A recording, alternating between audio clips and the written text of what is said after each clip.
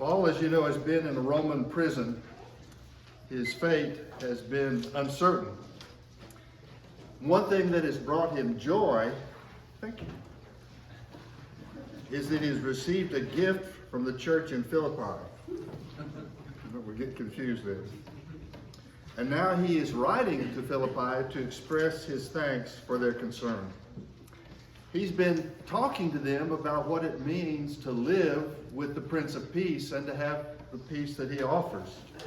And he's given them many lessons. Most recently, he said, we want to have this peace. We're to focus on the excellent, those good things that remind us of the character of Christ himself. And then he also says, and by the way, this is not an academic exercise. He says, not only do I want you to think about these things, you have to do them. And he says, do what I do, and you'll find what I have found. And so now I think in a very practical way, he wants to show them how to enjoy God's peace and to demonstrate how it has worked for him. So please look at Philippians 4, beginning in verse 10. I rejoice in the Lord greatly that now at last you have revived your concern for me. Indeed, you were concerned for me, but had no opportunity to show it. Not that I am referring to being in need, for I've learned to be content with whatever I have. I know what it is to have little, and I know what it is to have plenty. In any and all circumstances, I've learned the secret of being well fed and of going hungry, of having plenty and being in need. I can do all things through Christ who strengthens me. Well, first, Paul mentions the gifts. And if you're looking at the outline, I put gifts in quotation marks because he really doesn't mention the gifts at first, as we shall see. But he has received some gifts. It's further down the chapter. If you look at verse 18, Paul says, I have been paid in full and have more than enough. I'm fully satisfied now that I've received from Epaphroditus the gifts you have sent, a fragrant offering, a sacrifice acceptable and pleasing to God. Well, Roman prisons provided very little of the needs of the prisoners. And Paul has received a much needed gift from the church at Philippi. And then he says something that is appropriate, but is not what we expect. Paul does not say, I want to thank you for the gifts.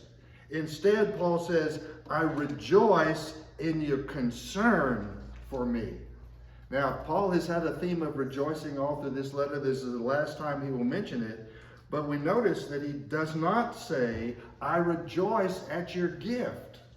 He says, I rejoice in the way you have showed concern for me. Paul is practicing something that we all believe in theory, but perhaps we don't always practice. We believe in theory, it's not the gift, right?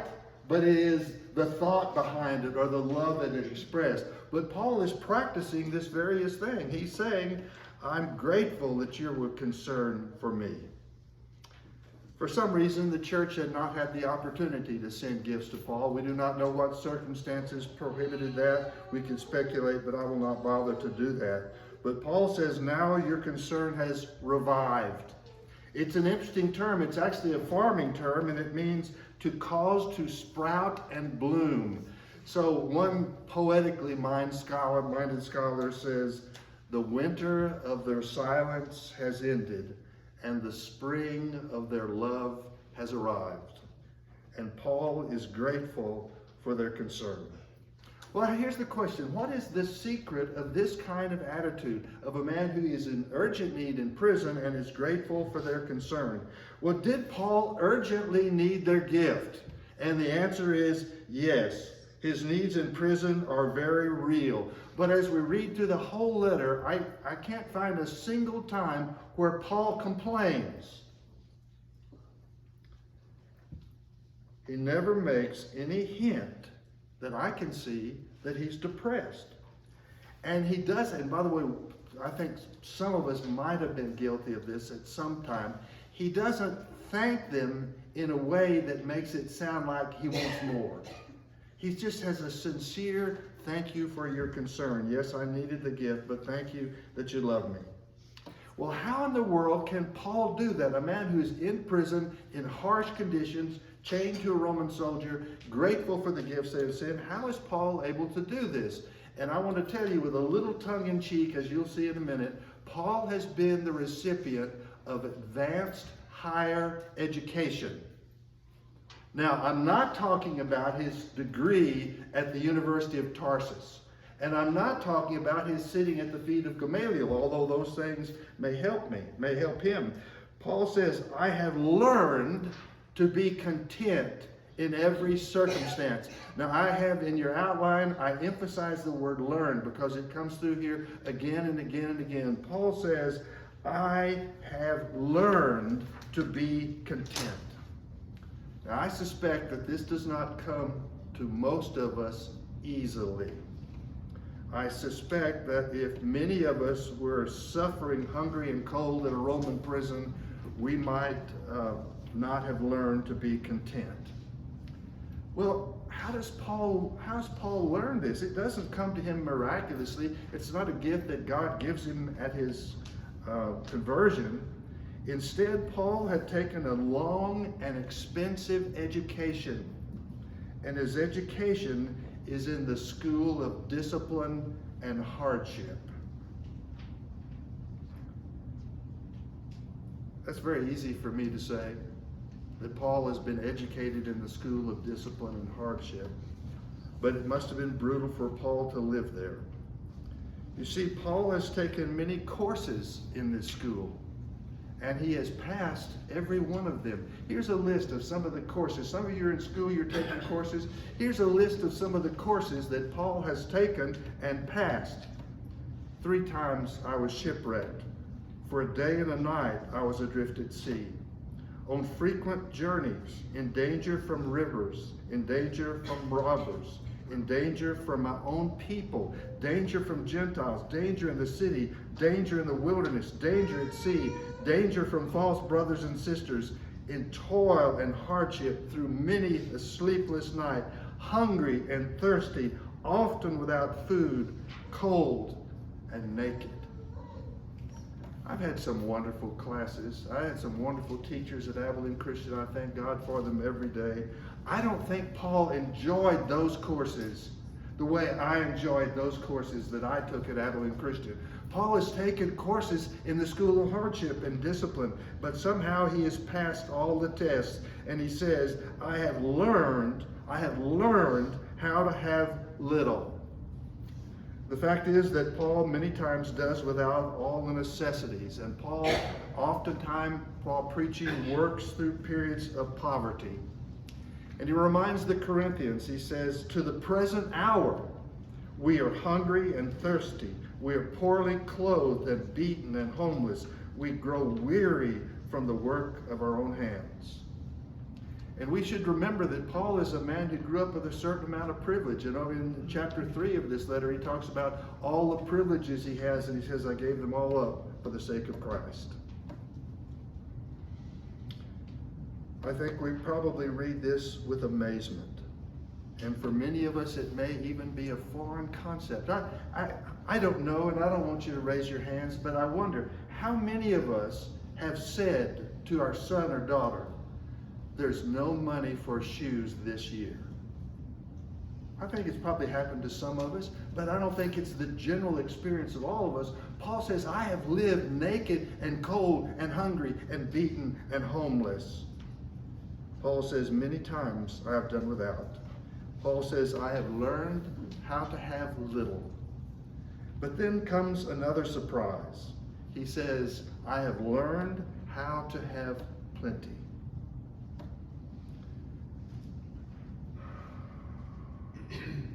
Paul also knows what it's like to have his needs supplied in abundance. And in effect, Paul is saying, prosperity, lots of things, doesn't impress me any more than poverty distresses me. Now, I don't know this for a fact, but I wonder, growing up in America, now I grew up in middle class and dropped into the lowest end of the middle class when Dad had the big heart attack. But I suspect in America, prosperity may even be harder to live with than poverty as far as the spiritual temptations are concerned. I don't know, but I wonder. Paul says, one, whether it's poverty or whether it's abundance, I've learned to live with both. Let's try to dig a little deeper, because I want to make sure that we understand there's some things that Paul is not saying. Paul does not say that poverty is a great blessing, does he? He does not say we should seek poverty and give away all our possessions. Yeah, I know there was one sick rich man who was given that prescription by the great physician, but it's not a prescription that's given to all of us, that we should sell all our possessions because poverty is the great blessing. Second thing Paul does not say that kind of surprises us, he doesn't say anything about the curse of riches. Yes, wealth comes with dangers and responsibilities, but Paul does not say anything about it being sinful. Nor does Paul sound like one of the philosophers of his day. There are two great philosophies in Paul's day. They're Epicureanism and Stoicism. And Paul is closer to the Stoics than obviously to the others. But Paul does not come anywhere near the philosophy of the Stoics, because the Stoics preached self-sufficiency. Through my own efforts, I have controlled my emotions, I've controlled my needs, and therefore I don't need you or anyone, because I am self-sufficient. Paul never claims self-sufficiency. Paul instead claims God-sufficiency. He is never saying, I can do all this because I'm strong and capable. He says, I do this because I'm blessed by the strength which God supplies. There's a poem. You may have read it in English class many years ago. It sounds very much like the Stoic philosophy that was very popular in Paul's day. It's called Invictus. Maybe it will sound familiar to you. Out of the night that covers me, black as the pit from pole to pole, I thank whatever gods may be for my unconquerable soul. In the fell clutch of circumstance, I have not winced nor cried aloud. Under the bludgeonings of chance, my head is bloody but unbound. Beyond this place of wrath and tears looms but the horror of the shade, and yet the menace of the years finds and shall find me unafraid. It matters not how strait the gate, how charged with punishments the scroll. I am the master of my fate. I am the captain of my soul. That's a Stoic. Paul never, ever sounds like that. Paul is God sufficient. And the last thing I want to mention that Paul does not say, and I think this is important, Paul does not say this or anything like this. He does not say whatever is God's will. I want you to think about that for a minute. I've heard Christian people say things very similar to this. People sometimes think, if I am poor, it's because God wanted me to be poor. If I am rich, it's because God wanted me that way. And whatever God has made me, I accept it. This is a kind of Christian fatalism. And that kind of thinking is only not biblical. It may cause the poor to stay poor, and it may cause the rich to look down on those who have less. What does Paul say he has learned? He says, I've learned to find joy in poverty, and I've learned to be generous and grateful and joyful in prosperity. Paul says, if I am blessed with abundance, I'm rejoicing and thankful. But if God allows me to struggle and suffer hardship, I rejoice there as well. I can be joyful with little. That's not what we hear in our world, is it? Too often we hear things like this. If we are rich, perhaps we look down upon the poor and we say,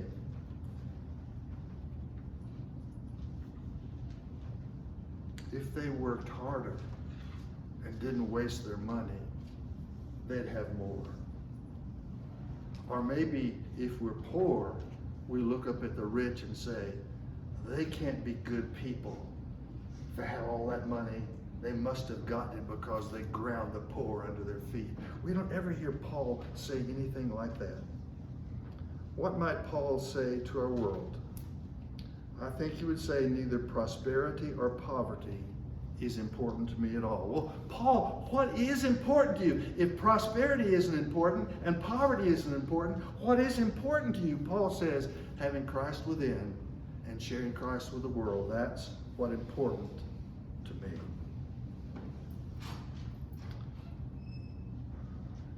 Is Paul happy when he's hungry and mistreated? I don't think he's happy, but I know what his attitude is. He says, as we read earlier, this slight momentary affliction is preparing us for an eternal weight of glory beyond all measure, because we look not at what is seen, but at what cannot be seen. For that which can be seen is temporary, but what cannot be seen is eternal. So for Paul, his peace and his joy is not related in any way to his comfort or his possessions. Well, how did Paul learn these things? Paul says, I know how to have a little. I know what it is to have plenty. In any and all circumstances, I've learned the secret of being well fed and going hungry, of having plenty and having a need. I can do all things through him who strengthens me. The strength is a gift from God. I know some people in this congregation who go to the gym every day and work out vigorously. You can look at me and guess that I'm probably not one of those that goes to the gym every single day. Paul isn't strong because he makes lots of trips to the gym. He's strong because he's learned to rely on the strength of Christ. And I say that, but in the back of my mind, because it's hard to lie to myself. We can do it, but it's hard. We say, well, Paul did that, but I'm not the man Paul was. And then we should remember Jesus saying, my strength is made perfect in weakness. Now, I am cursed with having a kind of a left brain. When I think of these kind of passages, I always want to make sure that we don't misunderstand them. What is the context of I can do all things through Christ? Let me give you some examples of ways I've heard it used, but do not fit the context at all. A group of Christian men get together. They've invented the greatest, best widget ever seen. And they get together and they say, we're forming a new company and we're going to be selling 1 million widgets a month by next year. And how do we know we can do this? Because we can do all things through Christ who strengthens us. That's not in the context. Here's another one. You guys don't know what this is about, but I haven't opened a book all semester. And it's finals on Friday. God, I can do all things through Christ who strengthens me. I need to pass it. That's not in the context either. Here's another one. The football players huddle on the field and they say, we've got to win this. This is the big game. And so we're going to pray for God to let us win this game because we can do all things through him who strengthens us. All of those things are out of the context. I'm not saying that God will not bless us in good things, so please don't misunderstand me. But the context is everything. The context of I can do all things is Paul says, I can have peace in plenty or I can have peace in nothing. That's the context. And we need to stay close to that. Now saying that, I want to, as we end, I want to broaden the picture beyond this context just a little bit. One of the great things about our Father and about Jesus is there's certain titles that describe them. And one of those titles that we learn about Jesus from the very beginning, his name will be Emmanuel, which means God with us. Well, when is Jesus with us? Always. And where is he with us? Everywhere. And his promise is, I'm with you always until the end of the age. And if we take the wings of the morning and fly as far as the east is from the west, we can never escape his presence. Well, how is this possible? It's possible because I am in Christ and Christ is in me. Paul's been trying to teach us what this looks like. Here's 4 chapters of the book. Chapter 1, what does it mean to live as Christ? Chapter 2, we need to develop the mind of Christ. Chapter 3, reach up to the perfection of Christ. And chapter 4, live in the power of Christ. You notice the common theme? All of these blessings are in Christ. And if we're not in Christ, those blessings are not promised to us. Well, question, how do we enter into Christ? Well, first we must believe that he is who he claims to be. Then we must turn away from the kind of life the world leads and the kind of selfish life that too often we live. And then, that's where we are, it is time for us to be baptized into Christ. And in that baptism, Christ unites us, God unites us with his death and his burial and his resurrection and lifts us up to a new life. And in that new life, Jesus is offering peace, joy, purpose, and the fellowship of heaven. If you're here outside of Christ, we invite you to come, please.